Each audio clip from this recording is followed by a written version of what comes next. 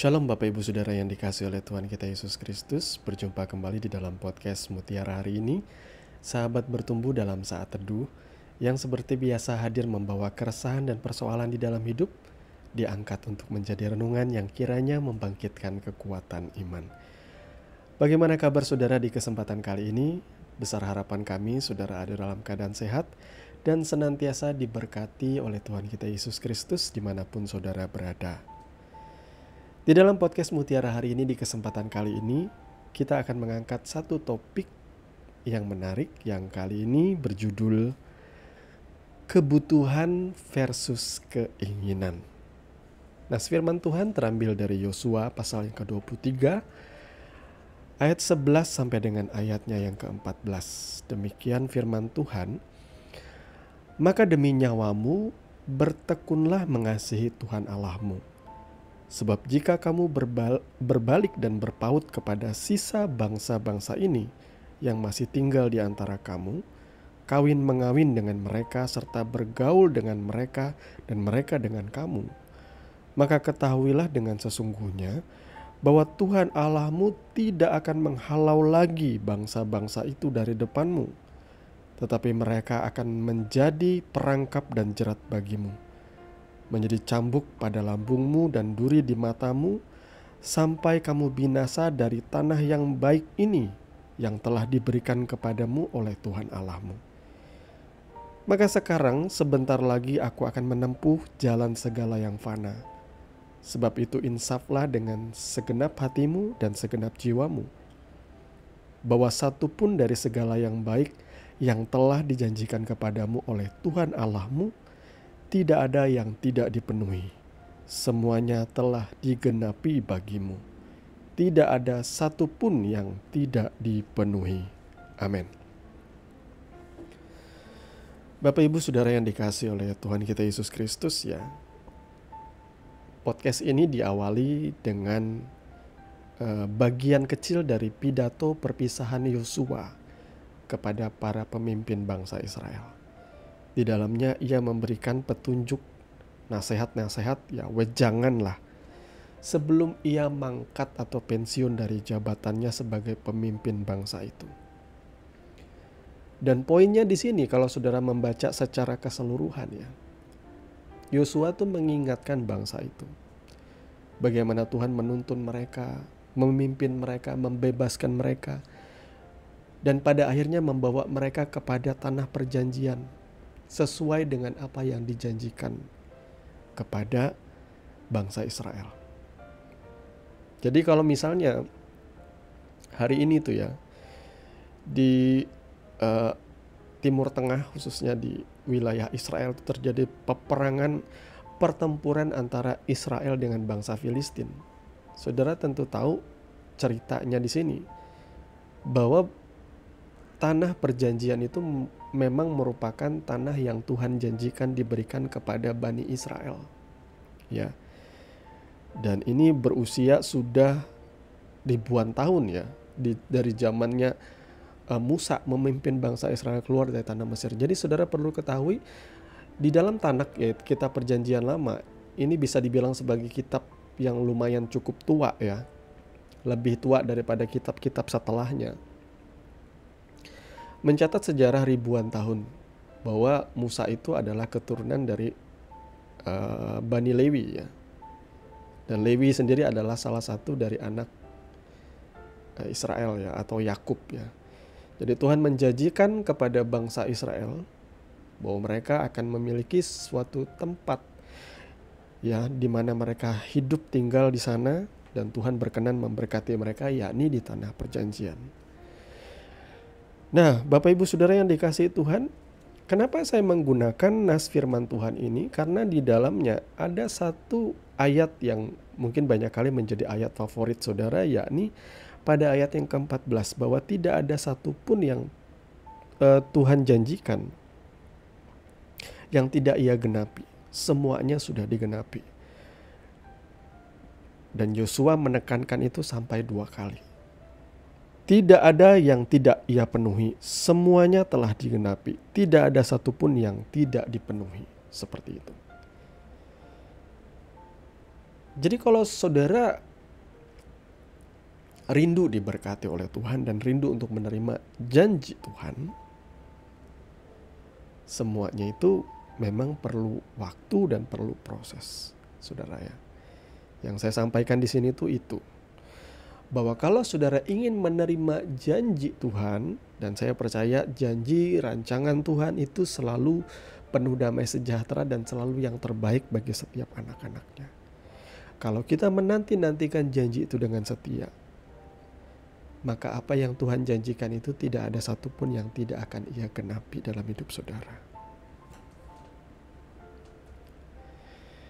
Nah, kembali kepada topik kita bicara soal kebutuhan dan keinginan. Ya, nanti kita akan menarik hubungannya antara pembahasan kita kali ini. Apa yang saudara butuhkan dalam hidup ini? Hari-hari ini kita hidup di zaman yang modern ya, di era di atas milenial. Sekarang adalah eranya generasi Z ya. Jadi hari ini kebutuhan orang itu sudah berkembang, tidak lagi seperti 20 atau 30 tahun yang lalu ya. Bahkan 40 tahun yang lalu ketika saya lahir. Hari kebutuhan orang semakin yang menjadi primary ya, kebutuhan pokok orang itu tidak hanya makan, minum, sandang, pangan, dan papan atau tempat tinggal ya. Sandang itu pakaian, pangan itu makanan, papan itu perumahan atau tempat tinggal. Sekarang kebutuhan orang itu sudah mulai berkembang. Ya katakanlah di era modern ini ya, kebutuhan orang yang berkembang ialah kebutuhan akan ya seperti eksistensi di dunia maya ya, yang dimana itu membutuhkan yang namanya paket data. Nah itu dia ya. Kemudian juga ya, apa yang tadinya tuh bisa dibilang sebagai kebutuhan sekunder, sekarang tuh sudah mulai jadi kebutuhan-kebutuhan primer ya, yang tidak boleh tidak memang harus ada. Nah, kalau bicara kebutuhan itu adalah hal yang paling utama yang kita perlukan ya, ke dalam kehidupan kita sehari-hari. Yang menjadi kebutuhan ya makan, minum, pakaian, tempat tinggal atau rumah ya. Kemudian kebutuhan pokok lainnya seperti pendidikan itu juga penting ya, buat anak kita sekolah ya. Kemudian juga kebutuhan sekarang rata-rata setiap rumah sudah punya aliran listrik ya, tidak seperti zaman dulu ya. Orang zaman dulu masih pakai lampu teplok ya, kemudian pakai lilin, pakai apa. Sekarang semua rumah, hampir semua rumah ya, bahkan sampai pelosok-pelosok sudah mempergunakan listrik ya. Sehingga kebutuhan akan tagihan listrik itu juga perlu dipenuhi. Ada yang juga pakai jasa layanan PDAM, air minum itu juga perlu. BBM, karena semua orang rata-rata sekarang sudah punya kendaraan, tidak seperti zaman dulu orang jalan kaki atau naik sepeda ya, sepeda kayu seperti itu. Sekarang sudah orang sesusah-susahnya orang sekarang sudah punya kendaraan minimal roda 2. Sehingga kebutuhan BBM juga akan menjadi kebutuhan primary, kebutuhan pokok. Nah, kalau bicara soal keinginan, apa keinginan saudara? Ya, keinginan orang hari ini adalah bicara soal kemewahan, saudara ya. Hidup yang mendapatkan pengakuan. Mudah-mudi apa keinginan kalian? Dapat HP boba yang punya mata 3 dengan gambar apel di belakangnya. Wah, itu keinginan saudara namanya ya. Apa keinginan dari bapak-bapak muda di sini ya, atau saudara-saudara yang sudah lewat dari 25 tahun ke atas ya. Saudara mungkin pengen menginginkan punya mobil idaman. Nah, itu bicara soal keinginan. Anak-anak muda juga, nah, khususnya anak-anak cowok, kadang dia pengen mengganti sepeda motor bebeknya itu menjadi sepeda motor cowok yang gagah seperti itu ya. Itu semua adalah keinginan. Sah-sah saja keinginan itu untuk kita miliki, itu adalah suatu hal yang wajar ya.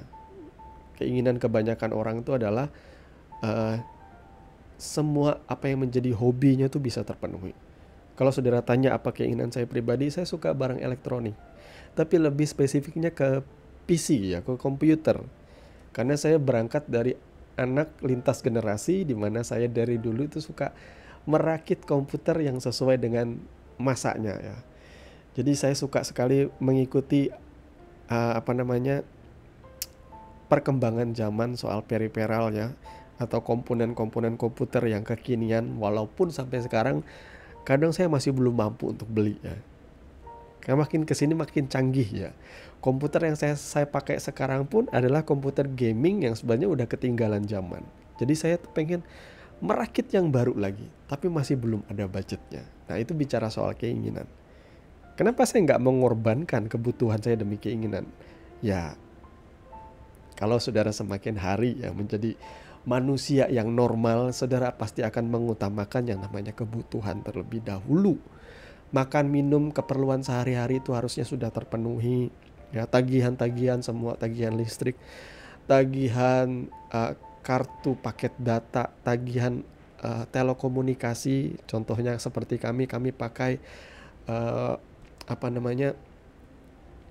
paket internet yang bisa dibilang pasca bayar, dan itu memang bagian dari kebutuhan kita hari ini. Termasuk kita membayar tagihan-tagihan, bahkan kredit pinjaman kita di bank itu, semua itu bicara soal kebutuhan pokok. Jadi saya bisa mengorbankan keinginan-keinginan saya, karena saya sendiri sudah lumayan cukup ya bisa dibilang matang, tetapi semuanya itu berakar dari kita dibangun dari kehidupan yang harusnya berpikir seperti ini, saudara ya.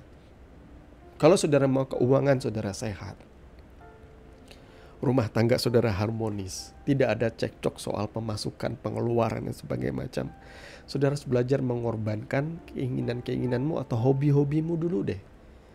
Ya, utamakan yang paling utama dulu. Ya, first thing first. Nah, seperti itu juga, ini adalah benang merahnya ya dengan pembahasan kita. Yosua berkata bahwa tidak ada satupun janji Tuhan yang tidak ia penuhi. Tapi pertanyaannya sekarang, saat Tuhan berjanji, dengan saat Tuhan menggenapi janjinya itu, pernahkah Tuhan menjanjikan perjalanan lama di padang gurun yang begitu tidak enaknya? Pernah nggak Tuhan berkata seperti itu?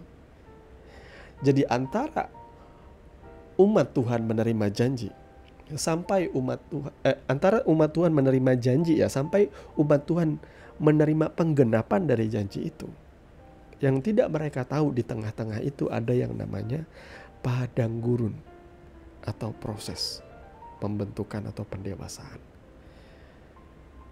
Jadi Tuhan itu lebih memikirkan apa yang menjadi kebutuhan setiap umatnya. Kebutuhan setiap orang percaya itu bukan soal mengklaim firman Tuhan supaya saudara mendapatkan berkat berlimpah-limpah.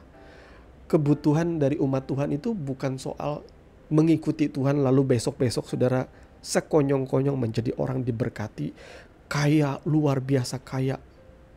Bukan seperti itu. Kebutuhan dari umat Tuhan itu ialah pembentukan pribadi dan karakternya dari dalam. Kebutuhan yang paling mendasar dari setiap orang percaya itu.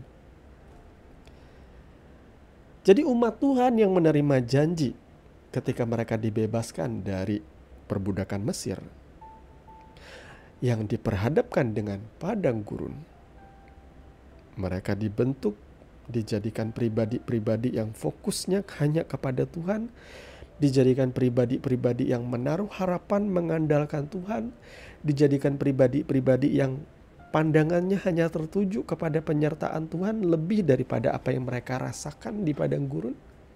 Tentu tidak mudah di padang gurun ya. Mereka berjalan selama kurang lebih 40 tahun berkeliling padang gurun tanpa ada tanpa ada kejelasan lah. Jadi mereka berjalan sepertinya tidak dalam kejelasan, tiada kejelasan dalam perjalanan mereka. Walaupun jelas tiang awan dan tiang api itu selalu menyertai mereka di waktu siang dan di waktu malam, itulah adalah kejelasan sebenarnya. Mereka setiap hari menerima mana yang turun dari sorga. Bukankah itu kejelasan, penyertaan Tuhan, perkenanan Tuhan, pemeliharaan Tuhan? Tapi bagi mereka,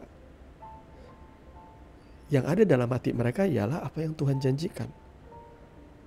Mereka akan tinggal di suatu tanah yang limpah susu madu. Mereka akan tinggal di suatu tanah di mana mereka tidak perlu menanam anggur dan anggur itu sudah tersedia, kebun anggur di sana. Di mana mereka tidak perlu mendirikan rumah, rumah sudah tersedia di sana. Hati mereka tertuju kepada janji. Nah, ini juga yang harus jadi perhatian kita. Jangan biarkan hati kita tertuju kepada janji Tuhan.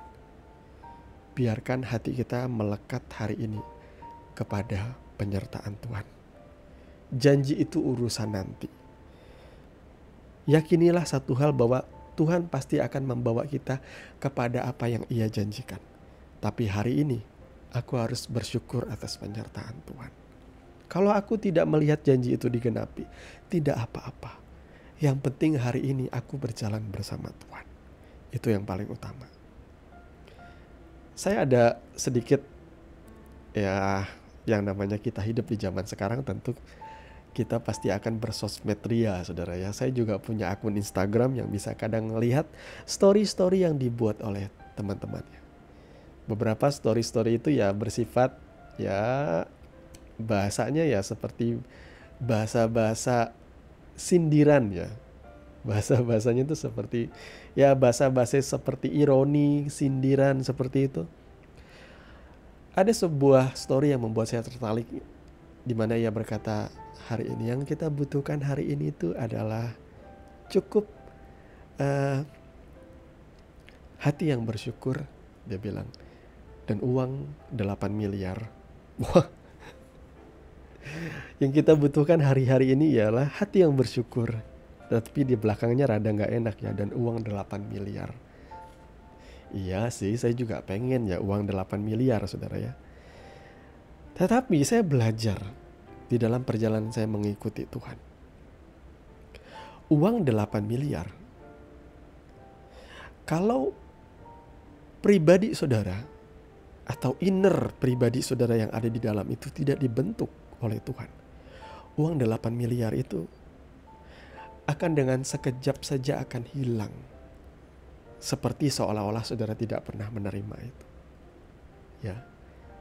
Sekali lagi, ada cerita, dan ini memang kisah nyata ya, tentang seorang yang dalam satu hari ia mendadak kaya raya setelah ia mendapat lotre jutaan dolar. Tapi ia adalah pribadi yang tidak terdidik di dalam mengelola uang, tidak terdidik di dalam karakter, dalam kehidupan. Sehingga dari keadaan miskin, kemudian ia tiba-tiba mendadak kaya raya oleh karena lotre.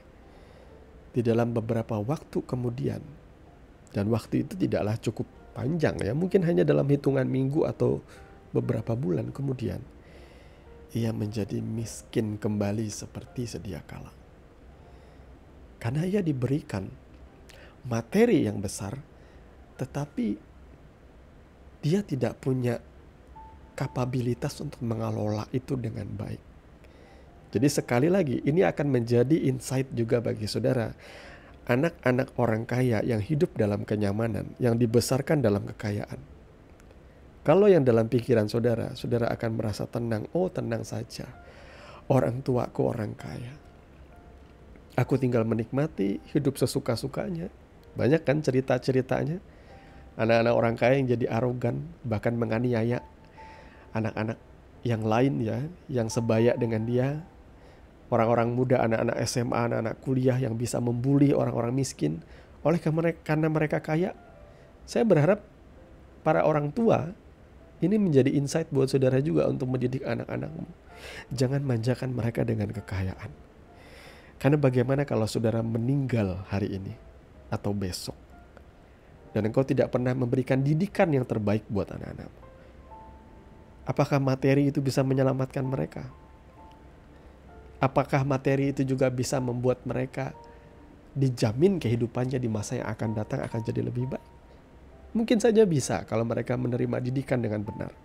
Tapi setahu saya ada begitu banyak anak-anak yang tidak terdidik. Ya, saya ada melihat banyak ini contohnya ya di sekitar saya, bahkan dari orang-orang yang saya kenal ya. Ya, entah itu teman, entah itu tetangga. yang mereka sangat kaya sekali, punya mobil, punya rumah mewah dan sebagainya. Tapi ketika orang tua mereka meninggal, mereka menghabiskan kekayaan itu dengan tidak bijak. Beberapa di antaranya hidup dalam narkoba, beberapa di antaranya hidup dalam judi, beberapa di antaranya hidup dalam seks bebas atau pesta pora, suka clubbing, tapi dia tidak bekerja dengan tekun, dengan giat. Dia hanya menghabiskan harta warisan orang tuanya sampai habis dan ia menjadi jatuh miskin. Kalau Tuhan membawa dengan mudah bangsa Israel itu dari perbudakan langsung masuk ke tanah perjanjian, inilah yang akan terjadi, saudaraku. Mereka akan menjadi bangsa yang tidak terdidik, tidak berkarakter. Menjadi bangsa yang cuma tahu enak-enaknya, tidak mau menjalani prosesnya. Maka saudaraku yang hari ini mengalami proses kehidupan, engkau harus mulai kehidupanmu mulai dari nol. Jangan minder, maka bersyukurlah engkau punya bekal yang luar biasa. Karena ketekunan dan kerja keras yang dipelajari dari usia muda itu akan menjadi bekal luar biasa di masa yang akan datang. Saya banyak mendengar ya kisah-kisah dari para konglomerat ya, orang-orang kaya sukses di Indonesia itu kebanyakan mereka memulai hidupnya sebagai anak-anak dari keluarga miskin. Tetapi mereka belajar bertekun, berusaha dari bawah, dari nol. Jadi kalau saudara tanya kebutuhan saudara apa hari ini, maka kebutuhan kita hari ini ialah karakter kita harus dibentuk oleh Tuhan, didewasakan oleh Tuhan. Kalau saudara berdoa, Tuhan, aku sudah bekerja, kok aku belum kaya-kaya Tuhan. Aku sudah bekerja, kok tidak ada kemajuan yang signifikan Tuhan. Bukankah pastor-pastor di gereja bersaksi bahwa ketika mereka menabur, mereka mendapatkan kekayaan, bahkan bisa beli mobil mewah dan sebagainya. Saya mau katakan jangan ditipu dengan khotbah-khotbah instan oleh pastor-pastor yang seperti itu. Dan kalau boleh jangan tabur habis-habisan buat gereja, saudara. Pikirkan rumah tanggamu. Saya kasih tahu ini. Tuhan memelihara hidup kita. Sekalipun kita tidak menabur ke gereja. Kalau memang tidak ada ya jangan. Utamakan yang ada dalam rumahmu. Saya tidak ingin saudara nabur-nabur ke gereja. Pendetamu pelesiran jalan-jalan pakai pakaian mewah, beli mobil mewah. Saudara kere terus. Saudara tidak menikmati hasil usahamu. Engkau bekerja banting tulang. Masakan semua pendapatanmu engkau tabur ke gereja dan engkau tidak menikmatinya, itu namanya bodoh. Ya, saya tidak mau menggunakan istilah dungu. Cukup istilah dungu itu digunakan oleh salah satu oknum politisi di Indonesia ya. Saya menggunakan istilah bodoh saja. Karena Alkitab memang menyatakan seperti itu. Jangan seperti orang bodoh, orang bebal. Kalau saudara bekerja,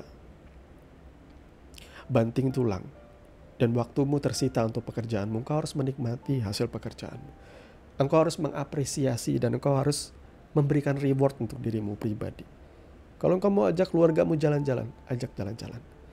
Jangan tabur habis-habisan buat gereja, engkau dibodohi, maaf. Dengan teologi kemakmuran. Engkau harus menikmati, anakmu harus punya mainan bagus. Engkau harus memberikan skincare buat istrimu supaya ia terlihat cantik, menarik. Engkau harus berikan ia pakaian yang layak ia pakai. Ketika ia punya keinginan untuk beli sepatu, engkau punya uang untuk membeli itu. Jangan ditabur semua ke gereja, maaf. Teologi kemakmuran. Apa yang jadi kebutuhan itu harus terpenuhi dulu. Harus terpenuhi. Ya, banyak keinginan saya yang masih belum terpenuhi sekarang. Karena apa? Karena tuntutan kebutuhan juga masih sangat intens ya. Tapi saya bersyukur, saya tidak mau lupa bersyukur. Terima kasih Tuhan. Kita jangan seperti bangsa Israel. Di padang gurun ya, sudah dikasih Tuhan mana, sudah dikasih Tuhan air minum. Artinya dipelihara Tuhan, pakaian mereka tidak menjadi sobek, sepatu mereka tidak menjadi rusak di padang gurun selama 40 tahun. Ngeluh aja. Ya. Siapa bilang ikut Tuhan mudah? Contohnya, bangsa Israel ikut Tuhan dalam pimpinan Musa, melihat yang awan, melihat yang api, melihat mana mujizat setiap hari, tetap ngeluh kok ikut Tuhan. Ya hari ini juga kalau saudara ikut Tuhan, jalani aja prosesnya.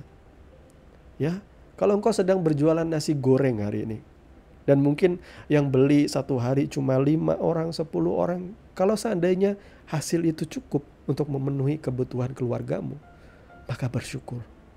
Tunda dulu keinginanmu. Jangan bermimpi terlalu tinggi. Tekun. Apa yang perlu aku perbaiki? Benahi mungkin jam kerjanya, jam operasionalnya. Mungkin ada istilahnya ada hikmat untuk menambah supaya jualan saudara jadi menarik. Tekun aja dulu, nanti Tuhan akan berikan engkau hikmat. Ya, orang mau kalau mulai sebuah usaha itu dimulai aja dulu. Kalau misalnya nggak laku, evaluasi. Nanti dengan sendirinya engkau akan bisa mengevaluasi apa yang kurang dalam usahamu. Yang penting berjalan dulu sesuai dengan apa talenta kemampuan saudara. Ya, saya berharap Bapak Ibu Saudara menjadi pribadi-pribadi yang mengutamakan kebutuhan terlebih dahulu. Jadi jangan lagi mengeluh, menggerutu ya saudara di hadapan Tuhan. Kalau misalnya, aduh kenapa sih jualanku seperti ini aja. Bersyukur kalau misalnya masih laku dan mencukupkan kebutuhanmu, bersyukur. Nanti ke depannya nanti, saudara pasti akan lihat pertolongan Tuhan ketika engkau tekun. Karena ketekunan inilah yang dibentuk oleh Tuhan terlebih dahulu. Ketekunan inilah yang dibentuk oleh Tuhan. Kesabaran hari demi hari, kerajinanmu hari demi hari, itu dulu yang dibentuk oleh Tuhan. Setelah itu terbentuk, engkau akan punya mental seorang yang tidak mudah menyerah. Itu dulu yang pertama. Nah kemudian tiba-tiba orderan Tuhan tambah banyak. Wah, engkau akan merasa kelimpungan nantinya. Tapi karena engkau terlatih,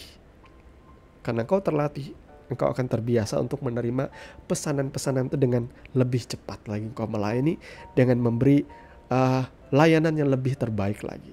Nah, inilah yang paling penting dalam kehidupan kita saudara ya. Kebutuhan kita itu lebih utama daripada keinginan kita. Ya, keinginan manusia itu tidak pernah ada habis-habisnya. Saya pikir dulu ketika saya masih muda, saya cuma pengen punya ini, saya pikir saya sudah bahagia. Ternyata ketika saya punya apa yang jadi keinginan saya, 1, 2, 3 bulan kemudian, apa yang saya inginkan itu tidak lagi membuat saya bahagia. Saya ingin yang lebih lagi daripada itu. Jadi keinginan manusia itu tidak pernah ada habis-habisnya saudara ya. Jadi bersyukurlah dengan apa yang saudara miliki atau saudara punya hari ini. Bersyukurlah kepada Tuhan. Naikkan ucapan syukurmu kepada Tuhan. Yang penting kita bisa tetap hidup dan berkarya dan memuliakan Tuhan. Tuhan Yesus memberkati firman-Nya. Mari kita berdoa. Bapa, di dalam nama Tuhan Yesus, terima kasih untuk kebenaran firman yang sudah kami dengarkan di kesempatan kali ini. Tuhan tolong kami supaya kami boleh hidup melakukannya.